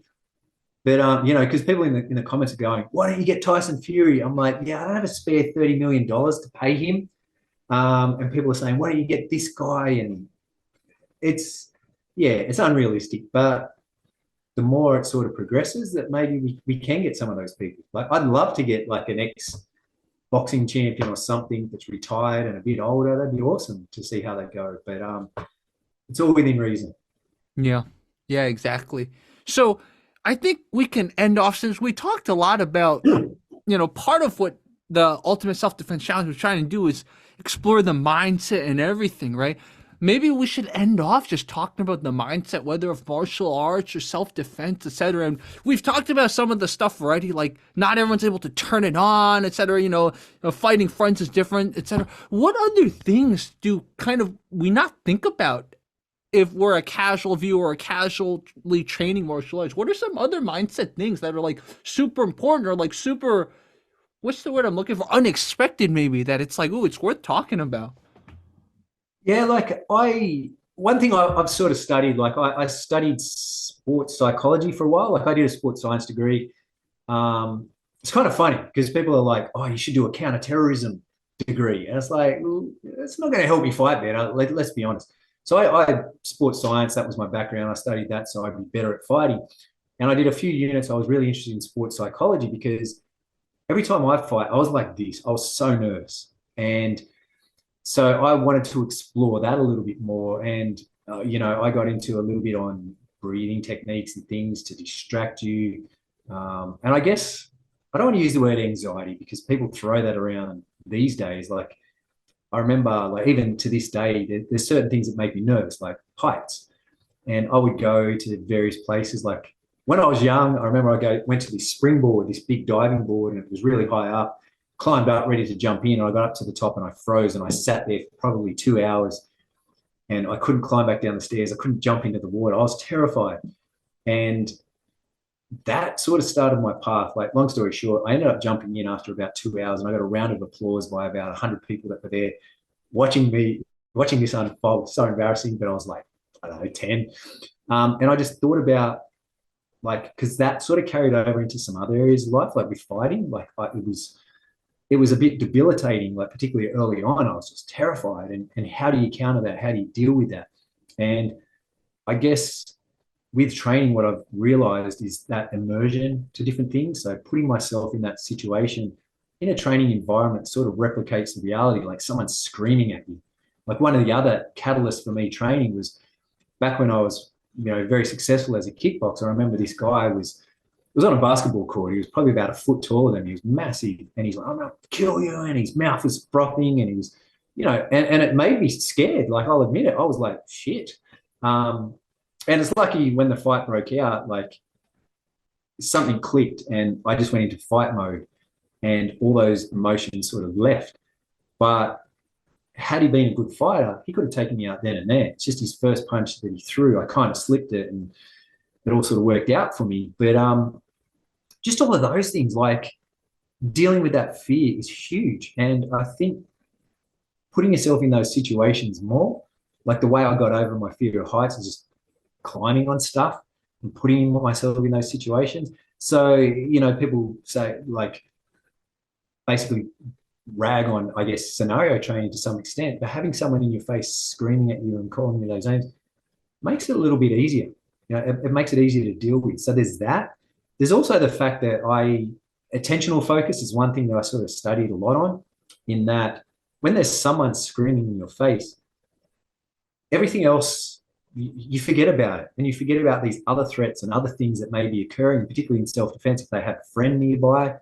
And just basically processing and going in from, general day-to-day to fight mode, like we were talking about, is really tough. And I basically had that throughout all my fighting, and it wasn't until the first punch was thrown that I was like, oh, now I'm okay. But that build up was crushing. It's debilitating. Like it just the amount of energy expended waiting for it, that anticipation was tough. And just learning some strategies to deal with that was huge. Learning how to focus your attention is huge as well. Focus on the right things. So I would encourage cue words. So nowadays, if something happens, my cue word that I try and say, it's easier said than done, is hands. To have a look at that person's hands. Are their hands going into their pocket? What are they doing with it? So while they're here and they're, quite often we're focusing on what they're saying, we need to like take make that secondary to the other things that are happening around us. Because, when someone's arguing with me, quite often I'm listening to what they're saying, so I've got a good comeback or something. But that's irrelevant. It's watch their hands, watch their positioning of their feet. That tells a bigger, picture than what's going on, what's coming out of their mouth, sort of thing. And so looking at things like that and to get into that mode, like, because in a couple of fights that I've had, and we always say in self-defense, your hands come up and you talk from here. That didn't happen for me. And that's where I'm a big advocate of slipping and ducking and things where most self-defense schools don't do it correctly. Like that guy that threw a punch at me, I slipped it, because I've just done countless hours of that. I was lucky, I was fortunate. So a lot of the things that we try and get across in training don't come out. So it's almost like we need to get it to the point where in autopilot so that I always say task orientated. You've got to be task orientated. So forget the emotional stuff and just be focused on the task at hand, create that space. And then, all that training, I'm not saying it does kick in because we've seen countless videos of fights break out at press conferences where their fights are nothing like what they're trained. So I often wonder if we're flogging a dead horse here with most people because they're going to revert back to that. So it's kind of tough. So there's a lot of things from sports science or sports psychology that need to be applied in training about, regulating your emotions and shutting that down and become task orientated, which are really important and people don't consider. That's kind of on that. Yeah. Did you have anything that Lots of great things. I love what you said. Like this is stuff that we should even do another conversation about this because I could go on for hours about this. In fact, I had this other viewer named Cody. He had a kid, so he's been so busy, but I talked to him about this all the time because he trains combatives. He's in Canada. So he trains with the ShivWorks guy. So, he thinks a lot about this too. And one of the things you were talking about in psychology, I learned something similar called gradual desensitization, right? If you have a phobia to spiders, you're not going to pick up a spider immediately, but maybe for the first week, you just practice looking at a picture of a spider for a few seconds. Then the next week, you look at a bigger picture of a spider. You start varying the number of spiders in the picture, the hairiness of the spider. Then maybe you start being in a room with a spider, far away, but in a room. It gets to the point you desensitize yourself enough that one day you're going to be able to hold that spider. It might take 2 years, but it's good for people who are paralyzed when they see a spider to be one day able to not be paralyzed, right? And it's kind of similar what you're saying about a lot of these reflexes, a lot of these flattening the responses that are not good. It's like that's what scenario training. And when I did that video with Sensei Seth, I even talked about when you're a kid and you're doing compliance drills, that's kind of similar to scenario training in a way. It's just like you got to build up to that, right? And it's not just what a lot of probably modern MMA people would say. It's like train, spar, and fight. It's not that simple. It really isn't that simple because you don't take into account the context. If it's in a bar, if it's on the street, the context matters. And whatever it does to our mind, it primes different things. Exactly like you said, Jeff, about even press conferences. You look at those guys fighting in a press conference. MMA fighters, professionals. They don't fight like professionals in a press conference. Yeah, exactly. And I remember like this clearly, and it's not my greatest moment. I finished a fight, and then afterwards we went to the pub to have a few drinks. And when I was there, this guy got in my face, like he did something, and I said something to him. Then he got up into my face, and I was just like talking back to me. He headbutted me. And I, like at the time, I basically that night won a title fight. This guy headbutted me. It was lucky he sort of connected the top of my head more so than my face. And then once, you know, it all got separated and things like that. But that was a pretty big mistake that I made, you know, right then and there after winning something that was, you know, pretty high level in combat sports kind of thing. And yeah, it doesn't, there's other things to it that people, again, deny. Like combat sports are great. They will teach you a lot of different things. And you know what, that's, but you've got to tweak them somewhat and you've got to set the context, like you said. Like my kids' classes now, we used to be real technique orientated. I get them to hit the bags. It's more or less like a kickboxing class. Then I get them in and they just roughhouse. So they throw each other around, they punch each other. And the biggest takeaway from that, number one, is all the physicality. So they're getting used to that. And the other thing is they're realizing they're not made of glass. So someone throwing a punch at someone is very confronting if you haven't been there before. But these kids are hitting each other like controlled. The last thing I want as a kid to be wearing big shots to the head and things like that. But they're doing a degree of it. And those kids now, like you just see how far they come and they realize that the confidence it builds that, hey, I'm not made of glass. Like I've taken some kids that are really like wimpy kids and made them quite formidable just from that, like not technique, just throwing each other, like it's padded, we've got a padded room, throwing them into walls. Someone will pick up like we've got like these foam shapes and they'll start hitting them in the head.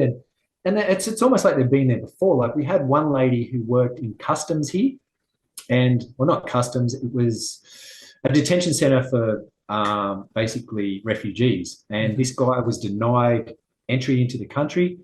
He grabbed her by the throat, threw her into the wall, and she just turned around, started hitting him, made him drop off, and then all security jumped on. She goes, it was just like a class. Wow. So she was desensitized, and that's a big part of it. Like, and I know I'm going off a tangent again and going back to what you said before. This sort of hit home for me when I was in the shops one day, like there's some pretty bad sort of areas, shopping centers, and there was a little boy in a pram who was maybe 2 or 3, and the mum's dropping F-bombs and calling him a C and yelling at him. And to him, nothing. Like, and I remember the first time my son got yelled at school, he was crying. You know, like, so it's, this kid is desensitized to all that stuff. It's not an issue for him. You know, whereas my son, like, it would make him fall apart. So going back to what we were saying, just to be able to control that and get used to that is huge. It's huge. It's so big. And that's what's lacking a bit. Like when people say, oh, I do boxing for self-defense, you're missing that aspect of it. And that can be paralyzing. Yeah, it is. It's, you know, unfortunately, I live in a beach town, but this beach town's gotten pretty unsafe. It's unfortunate. So like every day, if I want to get into an incident, I can, right? I don't do that. But like, so that's why I have so many stories from the past few years. But what you said stuck out about, like, you know, they always tell you, hey, self-defense, like have your hands up.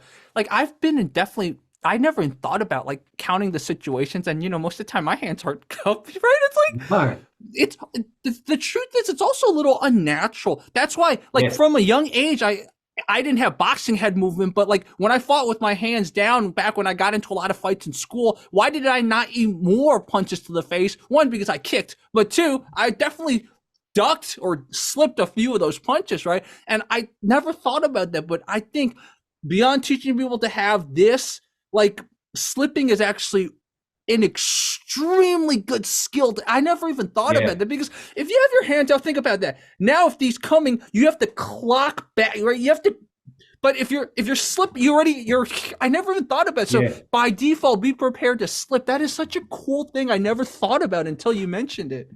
Yeah, it's often neglected in self-defense systems, and we've made it a big part, and it became a big part for 2 reasons.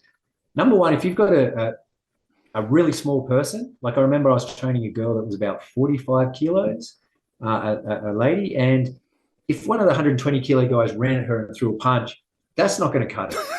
If she ducked and it missed, like it's like the matador defense. She's like a matador, you know, get out of there sort of thing. And then there was another instance where I was sparring someone and they held my hand, like grabbed my hand, and they were swinging. So as I was swinging, I sort of ducked and went into them, and I was like, that's a perfect response, because I couldn't block because my hand wasn't there. And to block across the other side, which is good in boxing aspect, but this guy just kept loading up. It would have got through eventually. And so it is a really good way. And especially if you're smaller, like going force on force is tough. And if someone is bigger, stronger, more athletic than you, you're going to lose that battle. I don't care who you are.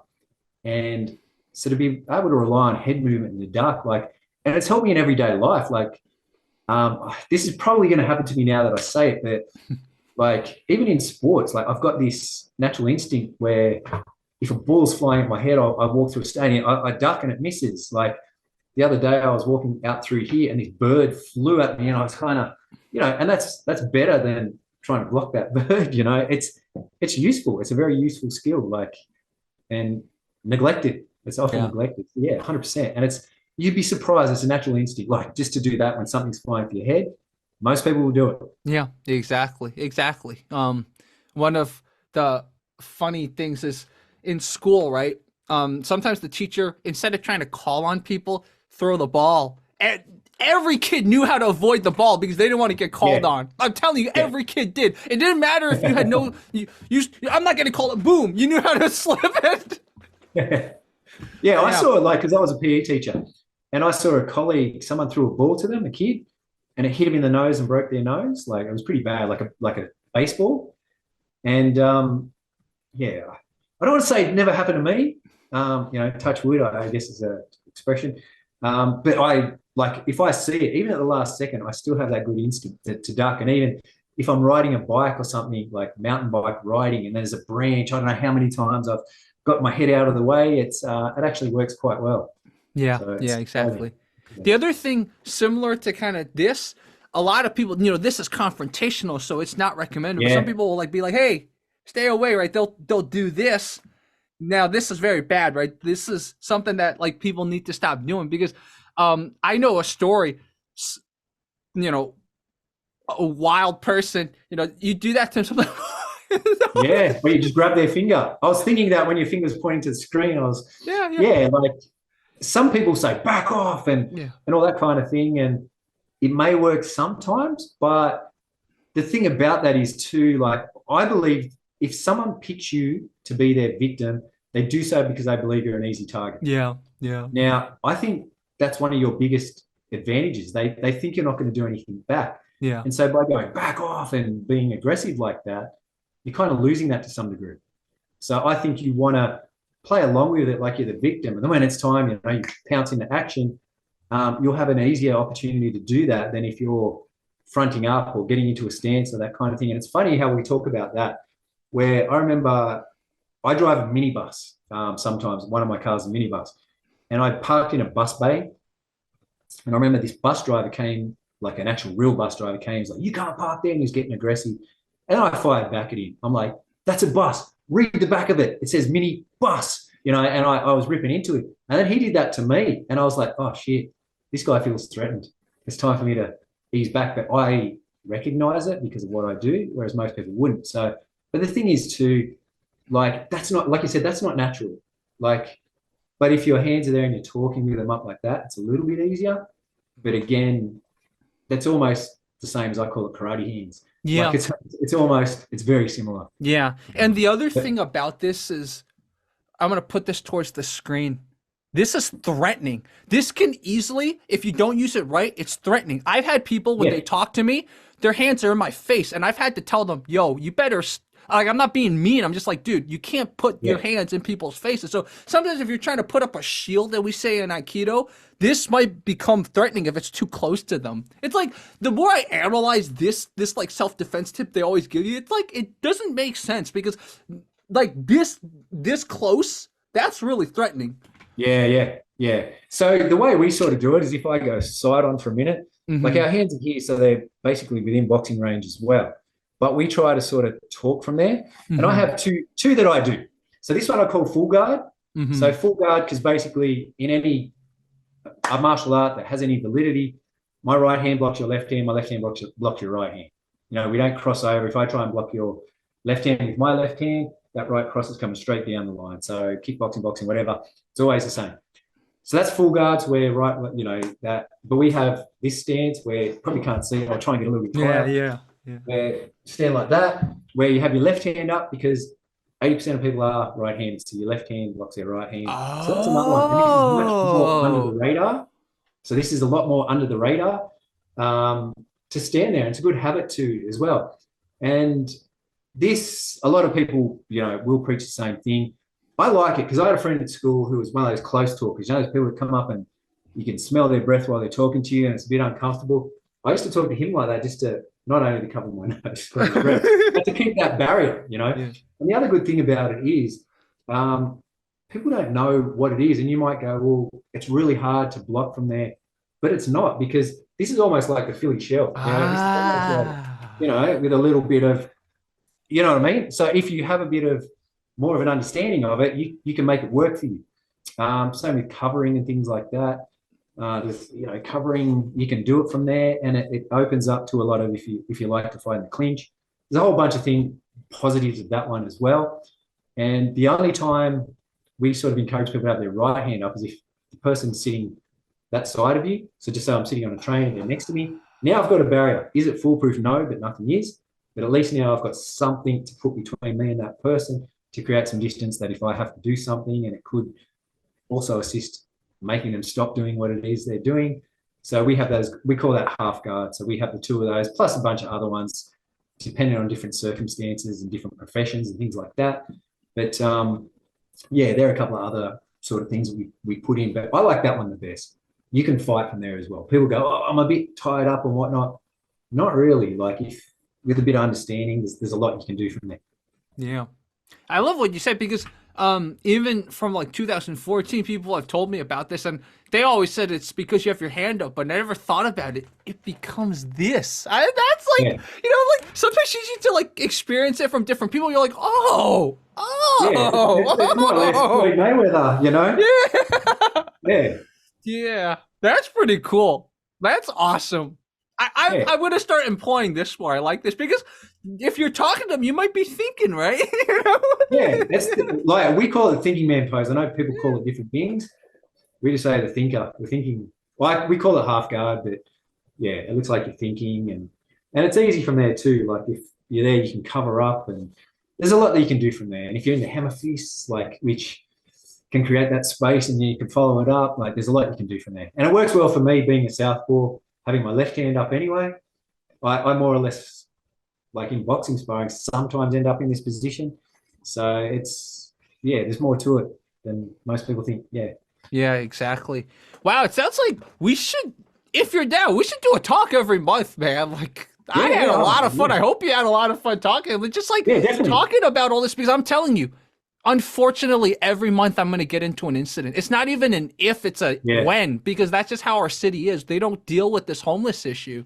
So I like to go walking. I'm always outside, and, you know, I'm very friendly. So it invites people who are like, oh, can you give me change? Hey, what's up? No, I wasn't talking to you, F you, but, you know, like, it invites that. So I even had an incident 2 days ago. Like, I was with someone and the person came, I know the person was trying to harass my friend. So I just said hi to him, what's up? And the guy knew, okay, this guy not going to stand for it. So he started walking away and threatening us. And of course, I'm not going to do anything. You're walking away and threatening us. So we just keep walking.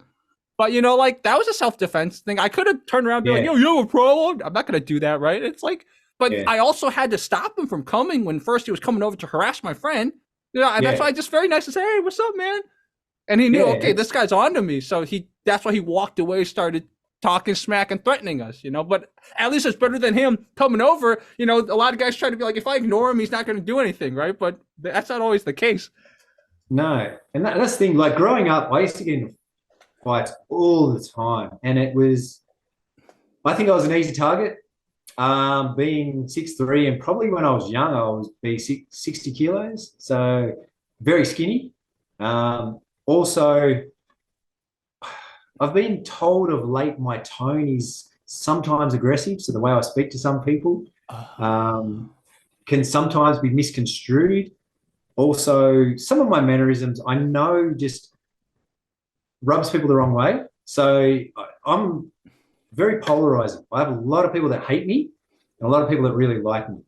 And the people that hate me kind of judge it based on their small, like, little part of me. Because number one, I speak the truth. Like, if I don't like something, I'll say it. You know, I'm not going to sit there and kiss the boss's ass at work. You know, I'll say if there's something wrong, and that's caused me some problems over the years.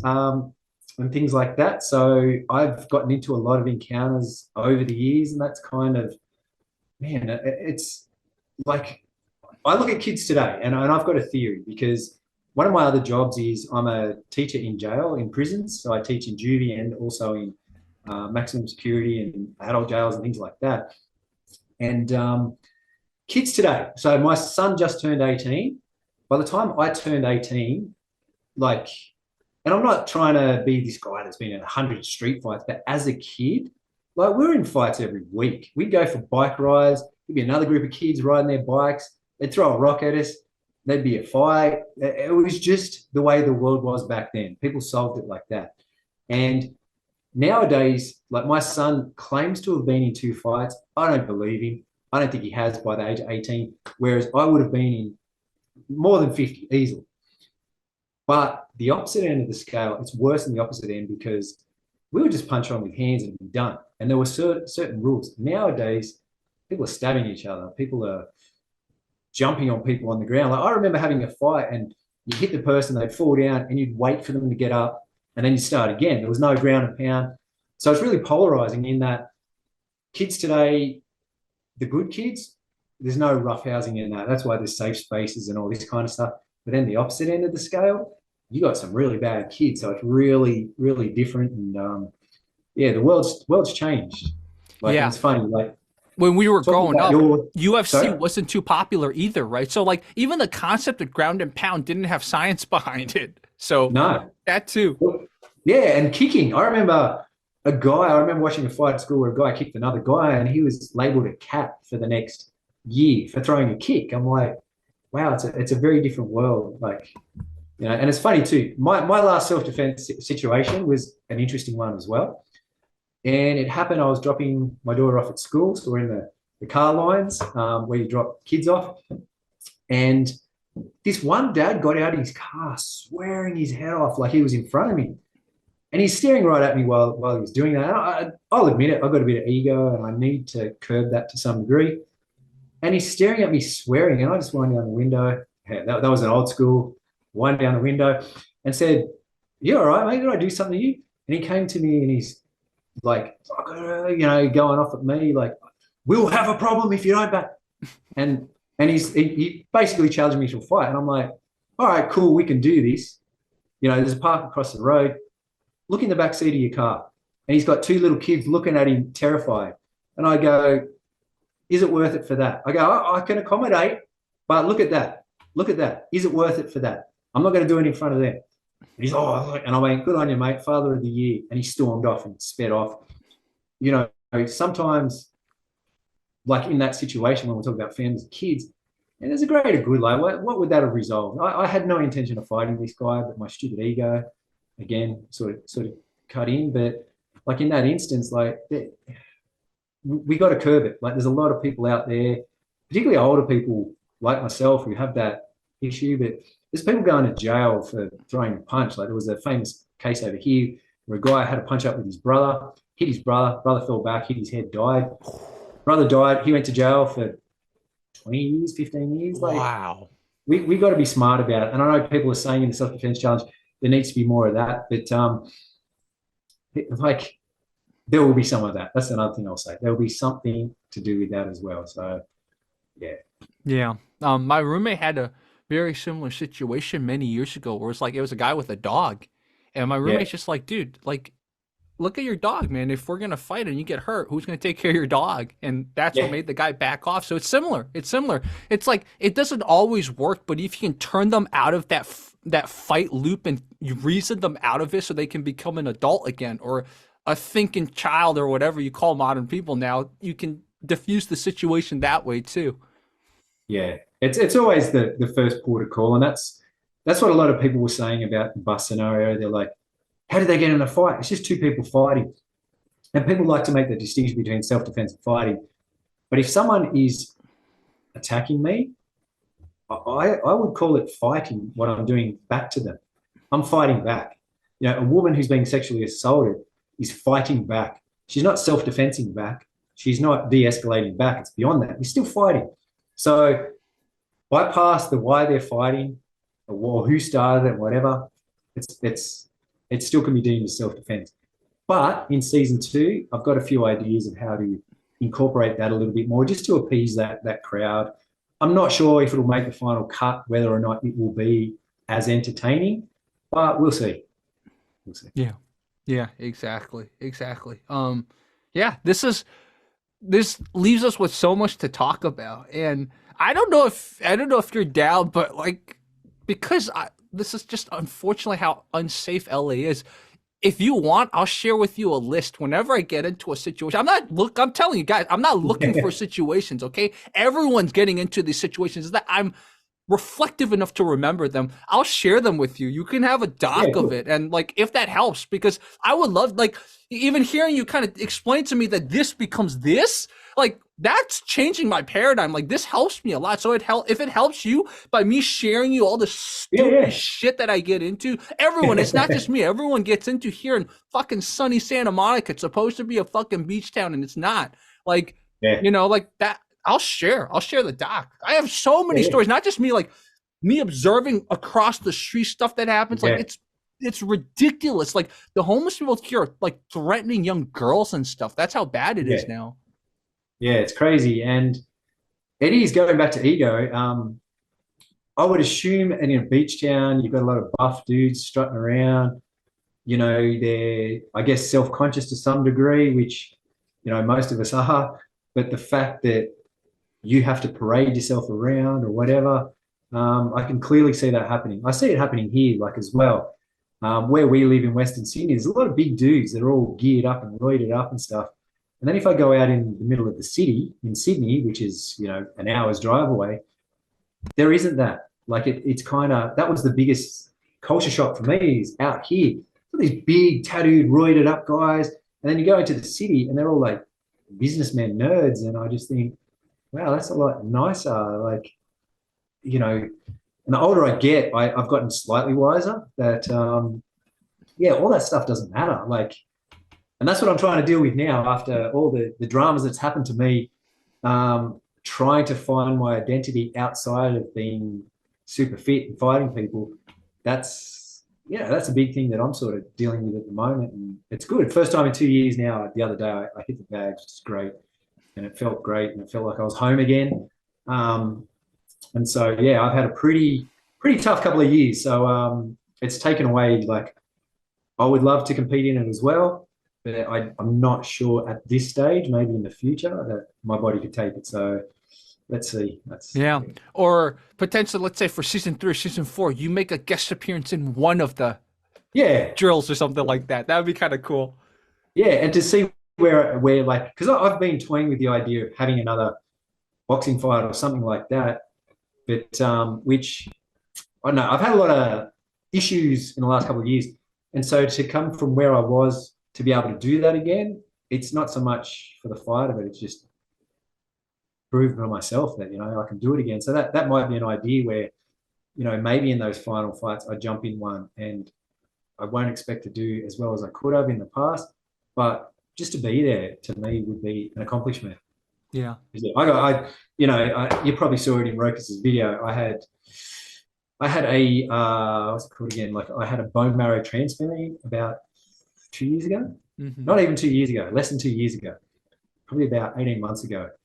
And it just killed me. It destroyed everything I could do and want to do, and it really took an impact on me. So my goal is to now try and get back to some degree, and that'd be a great way to cap it all off, is if I could compete in one of these things. So yeah, exactly. So I think this is a good stopping point, and this leaves us with a lot to talk about in the future.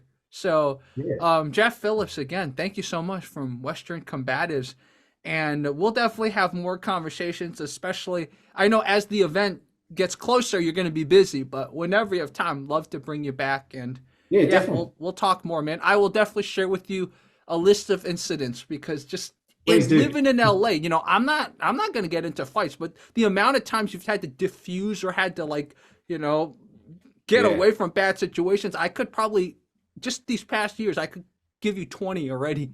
It's just crazy. Yeah, it is. I'm probably lucky that I live here. Like, with my ego, Australia's not bad. You know, people make it out, it's getting bad. It's nowhere near the extent of what you guys would deal with over there. Plus the firearms on top of it. We've got it pretty good out here. So yeah, this is the lucky country. Yeah, exactly. Exactly. Cool. So everyone, Fight Commentary Breakdowns and Fight Commentary Chats, and Jeff Phillips from Western Combatives.